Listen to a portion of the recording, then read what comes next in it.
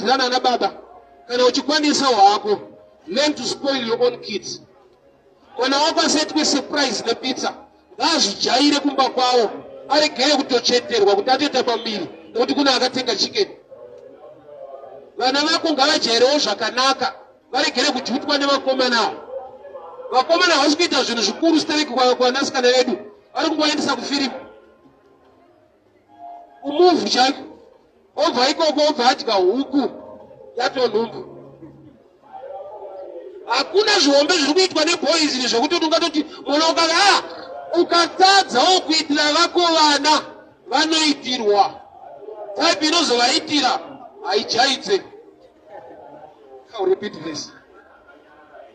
Adam ukasapota uchiswera na Eve uchitsvagirawo mukadzi wako zvekudya akaonekwa napastor Snake wanoenda kulati mukadzi akatozouya aguta. Why? Because baba vakasapa munhu wavo anopiwa nemumwe anenge akuzvituwo baba. Learn to do good things to your family. Zvichikwanisika hazvo kona kuitira zvakanaka vekwako, especially your own household. Why? Kuti wakaipa regere kutora advantage. Kadzi mukuru chaanovhunduka chikafu.